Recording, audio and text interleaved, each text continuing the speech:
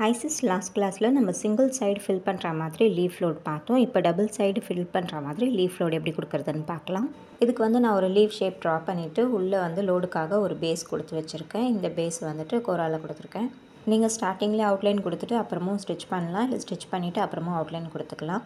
இப்போ நான் மேலே இருந்து ஃபர்ஸ்ட் ஒரு லூப் எடுக்கிறேன். ஒரு சின்ன லாக் ஸ்டிச் போட்டுக்கிறேன். போட்டுட்டு இதில் ஒரு 5 கட் பீட்ஸ் வந்து லோட் பண்ணுறேன். இந்த கட் பீட் வந்து 1 mm சைஸில் தான் இருக்கணும், அதை பார்த்துக்கோங்க. இதில் 5 கட் பீட் வந்து லோட் பண்ணிவிட்டு இந்த சென்டரில் வச்சு ஒரு ஸ்டிச், ஒரு லாக் ஸ்டிச். இப்போ இங்கேருந்து மேலே இந்த அவுட்லைன் ஒட்டி ஒரு லாங் ஸ்டிச், இந்த அவுட்லைன்லேருந்து இந்த கட் பீட் லைனை ஒட்டி ஒரு லாக் ஸ்டிச். மறுபடியும் ஒரு 5 கட் பீடை லோட் பண்ணிவிட்டு இங்கேயே ஸ்டிச் பண்ணுறேன். இந்த லீஃப் ஃபுல்லாகவே 5 கட் பீடாக வச்சு ஸ்டிச் பண்ணிக்கலாம். நீங்கள் லீஃப் ஷேப்பை ட்ரா பண்ணும்போது மீடியம் சைஸில் ட்ரா பண்ணிக்கோங்க. ரொம்ப சின்னதாகவும் ட்ரா பண்ணாதீங்க, ரொம்ப பெருசாகவும் ட்ரா பண்ணாதீங்க. இப்போ இந்த சைட் ஃபுல்லாக இப்போ நான் ஸ்டிச் பண்ணி காட்டுறேன். இது வந்து ஆல்ரெடி நம்ம பீட்ஸ் வச்சு ஸ்டிச் பண்ணியிருக்கோம், ஜர்தோசி வச்சு ஸ்டிச் பண்ணியிருக்கோம். அதனால் இது எப்படி ஸ்டிச் பண்ணணும்னு உங்களுக்கு தெரியும். எத்தனை பீட்ஸ் வைக்கணும் அப்படிங்கிறது மட்டும்தான் இதில் வந்து உங்களுக்கு டவுட்டாக இருக்கும்.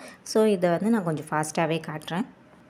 அதே மாதிரி நான் லாக் ஸ்டிச்செல்லாம் எந்த டைரெக்ஷனில் போடுறேன், எங்கே போடுறேன் அப்படிங்கிறதையும் நல்லா அப்சர்வ் பண்ணுங்கள். நம்ம கொடுத்துருக்க அவுட்லைனுக்கு வெளிப்பக்கம் லாக் ஸ்டிச்சை போடக்கூடாது, அவுட்லைனுக்கு உள்ளே தான் லாக் ஸ்டிச் போடணும். ஸோ எந்த சைடில் எந்த டைரெக்ஷனில் லாக் ஸ்டிச் போடுறேன் அப்படிங்கிறத நல்லா அப்சர்வ் பண்ணுங்கள். இப்படி லாக் ஸ்டிச் போட்டால் தான் இந்த ஸ்டிச்சஸ்லாம் உங்களுக்கு ஃபினிஷிங்காக அழகாக கிடைக்கும். இப்போ இந்த சைட் நான் கம்ப்ளீட் பண்ணிவிட்டேன். இந்த இடத்துல நான் எண்டு நாட் போடல. நம்ம அப்படியே வந்து ஸ்டிச்சஸை கண்டினியூ பண்ணிவிட்டு போய் அடுத்த சைடில் ஸ்டிச் பண்ண ஸ்டார்ட் பண்ணிடலாம். அடுத்த சைடில் சென்டர்லேருந்து தான் ஸ்டார்ட் பண்ணணும். ஸோ இந்த ஸ்டிச்சஸை வந்து நான் சென்டரில் இப்படி கொண்டு போயிட்டு இங்கேருந்து மேலே ஒரு ஸ்டிச், மேலேருந்து கட்டானா ஓட்டி ஒரு லாக் ஸ்டிச் போட்டுட்டு அடுத்த லைனுக்கு கட்டானா லோட் பண்ணி ஸ்டிச் பண்ணுறேன்.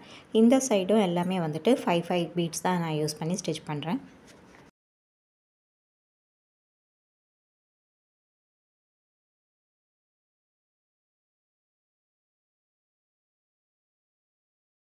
இந்த மாதிரி ஸ்டிச்சஸ்க்கு நீங்கள் அவுட்லைன் போட்டுட்டும் ஒர்க் பண்ணலாம், ஒர்க் பண்ணிவிட்டு அவுட்லைன் போடலாம். நீங்கள் அவுட்லைன் போட்டுட்டு ஒர்க் பண்ணுறீங்க அப்படின்னா உங்களுக்கு ஒர்க் பண்ணும்போதே ஒரு சாட்டிஸ்ஃபேக்ஷன் கிடைக்கும்.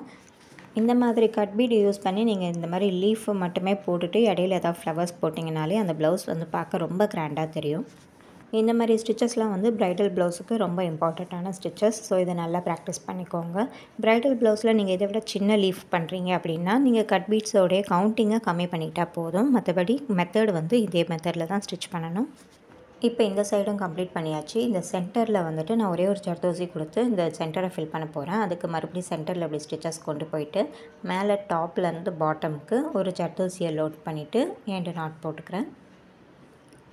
இப்படி நடுவில் வச்சு ஸ்டிச் பண்ணதும் இந்த லீஃபோடைய ஃபினிஷிங் வந்து பக்காவாக வந்துடும்.